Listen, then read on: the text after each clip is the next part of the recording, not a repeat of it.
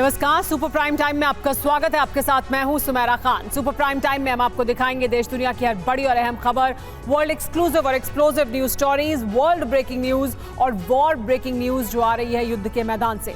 तो शुरुआत war breaking news के साथ आज सुपर प्राइम टाइम की। जो बड़ी खबर है वो यूक्रेन से। यूक्रेन में रूसी सेना की भीषण बमबारी देखने को मिली है। यूक्रेन के एनर्जी ठिकानों पर रूस ने स्ट्राइक की है। यूक्रेन के 3 इलाकों में ब्लैकआउट हो गया है। खार्किव और डोनेस्क में ब्लैकआउट है रूस द्वारा किए गए हमलों की वजह से। निप्रोपेट्रोव्स्क में भी बिजली सप्लाई पूरी तरह से ठप हो गई है। यूक्रेन में रूस ने इस तरह के ताबड़तोड़ हमले किए हैं। रूसी सेना इस वक्त विध्वंसक हमले इसलिए कर रही है क्योंकि पिछले 24 घंटे रूस के लिए सबसे खतरनाक और खौफनाक रहे। इन 24 घंटों में रूस की धरती पर अब तक का सबसे बड़ा बारूदी जलजला आया। यूक्रेन युद्ध में रूस के अंदर अब तक का सबसे बड़ा विनाश हो गया। यूक्रेन ने पहली बार अमेरिकी मिसाइल से रूसी धरती पर एक के बाद एक जबरदस्त विस्फोट किए। यूक्रेन के हमले में रूस की एटमी बॉम्बर बनाने वाली factory, Avangard factory, air defence factory और रडार स्टेशन तबाह हो गए। सवाल यही है कि यूक्रेन के इस विध्वंस का परिणाम क्या होगा।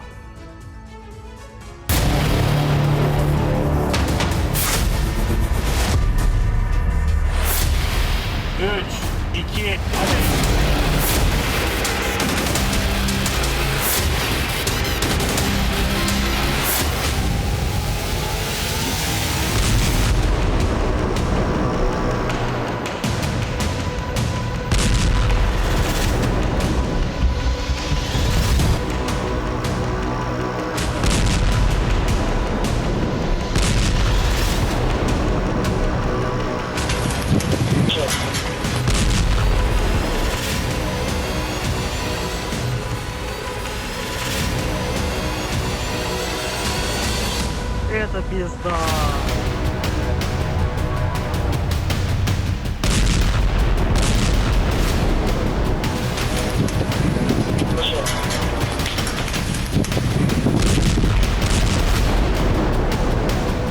चौबीस घंटे में यूक्रेन ने रूसी शक्ति पर ऐसे प्रहार किए हैं जिससे रूस को बहुत बड़ा नुकसान उठाना पड़ा है।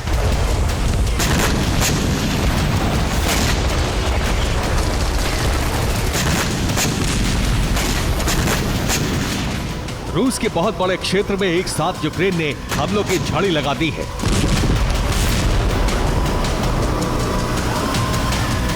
रूस के नक्शे को देखकर समझा जा सकता है कि यूक्रेन ने कितने बड़े पैमाने पर रूसी टारगेट पर हमले किए हैं। क्रीमिया, बेलगोरोद, मॉस्को, मोल्दोविया, तातरस्तान तक यूक्रेन ने रूस पर बारूद बरसाया है और हर जगह उसका टारगेट बने हैं रूस के सामरिक ठिकाने।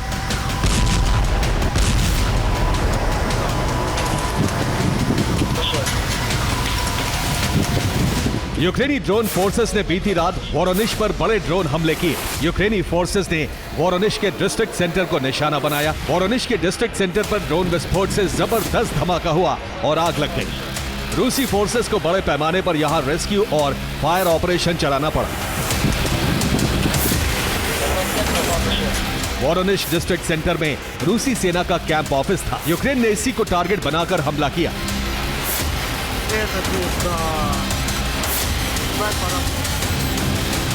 यूक्रेन ने दूसरा बड़ा हमला मॉस्को की हथियार फैक्ट्री पर किया है। यह मॉस्को की अवनगार्ड हथियार फैक्ट्री है जिसमें अचानक बड़ी आग भड़क उठी। फैक्ट्री का 540 वर्ग मीटर हिस्सा जलकर खाक हो गया। फैक्ट्री के वर्कशॉप नंबर 12 में आग भड़की। माना जा रहा है कि इस हमले के पीछे यूक्रेन के एजेंट हैं। इस फैक्ट्री में S-300 और S-400 डिफेंस सिस्टम बनाए जाते हैं। यहाँ S-300 और S-400 डिफेंस सिस्टम की मिसाइलें भी बनाई जाती हैं। रूस की अवनगार्ड ही इकलौती फैक्ट्री है जो S-300 और S-400 डिफेंस सिस्टम की मिसाइलें बनाती है। आग लगने से रूस का मिसाइल प्रोडक्शन रुक गया है। इसके अलावा फैक्ट्री में रूस के अवनगार्ड हाइपरसोनिक ग्लाइडिंग व्हीकल भी बनाए जाते हैं।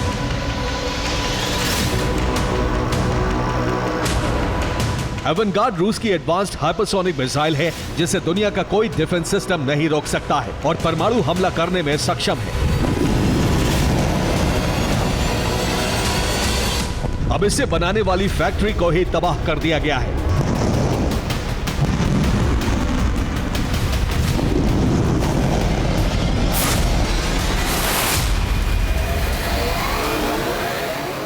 बीती रात एक बार फिर यूक्रेन ने क्रीमिया में रूसी सामरिक ठिकाने पर हमले किए। 48 घंटे से लगातार क्रीमिया के जनकोई बेस पर यूक्रेन के हमले जारी हैं।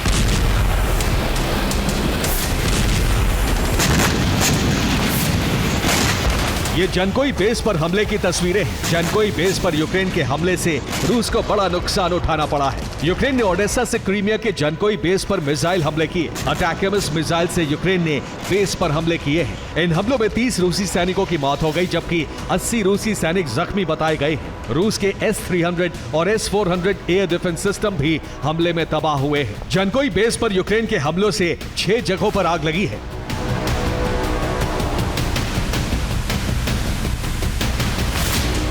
ये रूस के जनकोई बेस की सैटेलाइट तस्वीरें हैं। इन तस्वीरों में रूस के S-300 एयर डिफेंस सिस्टम नजर आ रहे हैं।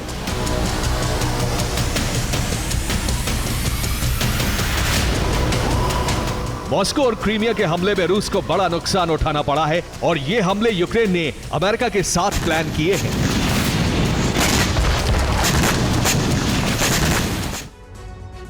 यूक्रेन की मदद के लिए अमेरिका ने क्रीमिया जासूसी ऑपरेशन चलाया। अमेरिका ने क्रीमिया में रूसी एयरबेस की मैपिंग करने के लिए रिपर ड्रोन भेजे। इसके साथ ही यूएस ने टोही हेलीकॉप्टर भी क्रीमिया के करीब भेजे। रिपर और हेलीकॉप्टर से रूस के जनकोई बेस की मैपिंग की गई।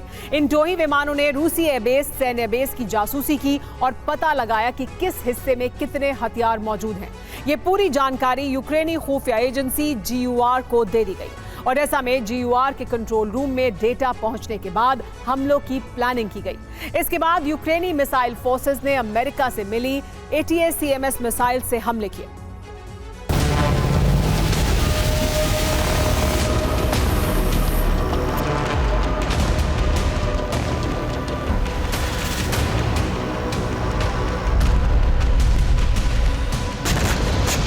क्रीमिया और मॉस्को पर हमलों के साथ साथ यूक्रेन ने कई और जगहों पर रूस के हथियार बेस को निशाना बनाया है।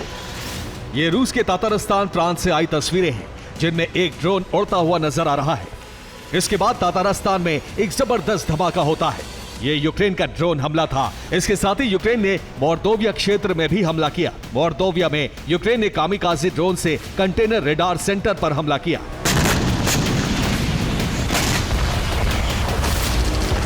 हमले में रूस का कंटेनर रेडार सेंटर नष्ट हो गया।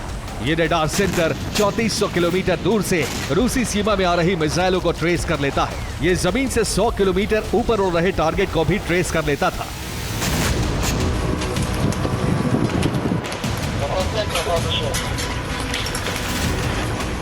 मोर्दोविया यूक्रेन की सीमा से 680 किलोमीटर दूर है और लॉन्ग रेंज ड्रोन से यहां हमला किया गया है।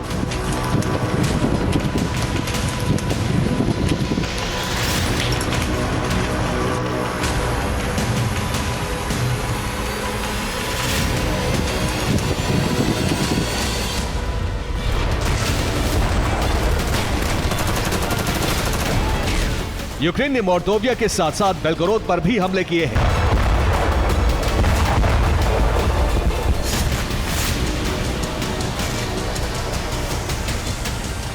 रूस ने यूक्रेन के ड्रोन हमले रोकने के लिए एयर डिफेंस सिस्टम का इस्तेमाल किया है।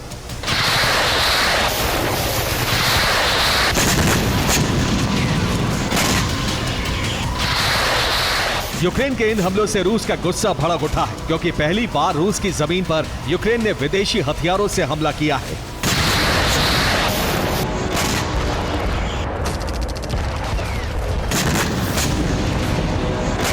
रूस के कई टारगेट पर अटैकम्स मिसाइल से हमले किए गए हैं। ये मिसाइल यूक्रेन को अमेरिका से मिली है। रूस ने कहा है कि विदेशी हथियारों का इस्तेमाल उसकी जमीन पर नहीं होना चाहिए। अगर विदेशी हथियारों से हमला हुआ तो अमेरिका सहित सहयोगी देश रूस का टारगेट होंगे।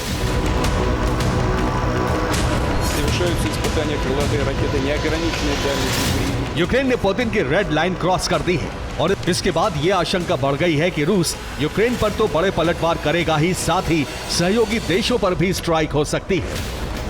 Bureau report, TV9 Bharat.